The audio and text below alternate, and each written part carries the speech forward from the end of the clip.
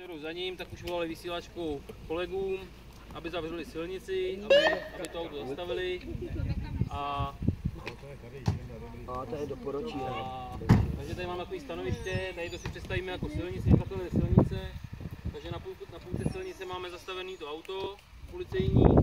Zatím to, co se tam ve strachu šediví, tak to v té vlně, tak si to prohlížel, je to ten zastavovací pás, to jsou takový ty hřebíky.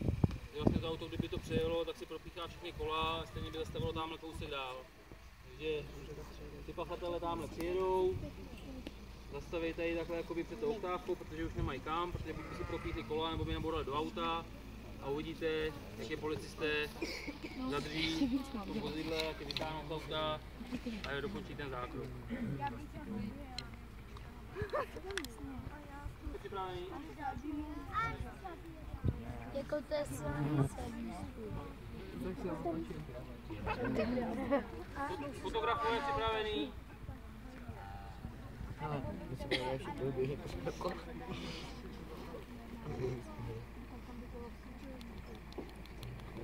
Jestli za nimi jedou ty dva policajti.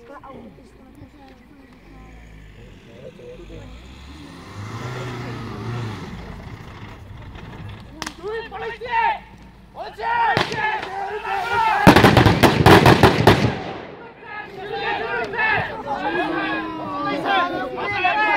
Ruce! Ukaž mi ruce!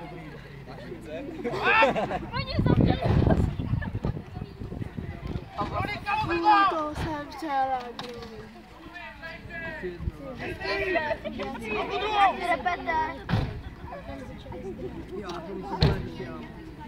Kolik na osoby?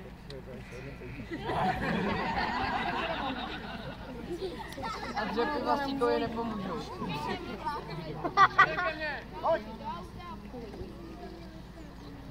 Pěkný prinky. Nechce se mi. Tak to bych chtěla vidět. Máš nějaký další zbraně? Ne. Mám zbraň. Ale v kolotkách. A mohla by to ostrý? Taky jo.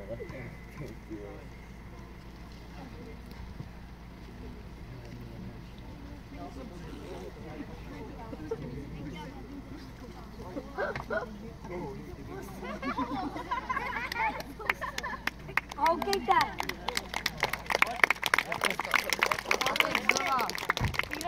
Znova!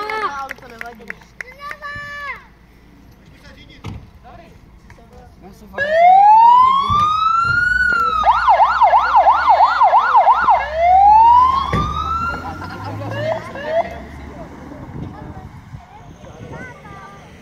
Houkejte!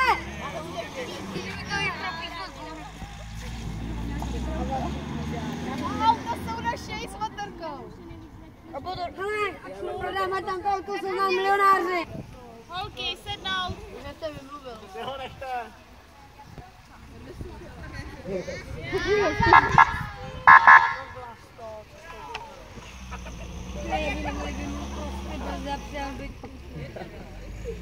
Byl to jen omyl, omlouvám Takže se. takhle to vypadá, když pak někdo ujíždí, S kokainem.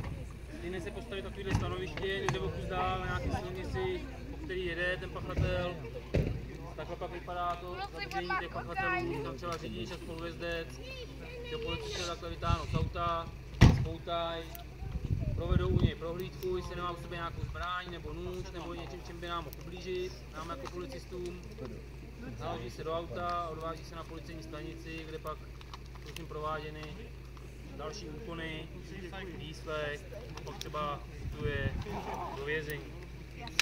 Takže já doufám, že se vám dnešní odpoledne s námi líbilo a k tomu nebo nic bránit, tak se tady s některými uvidíme třeba příští rok zase. Vám děkujeme.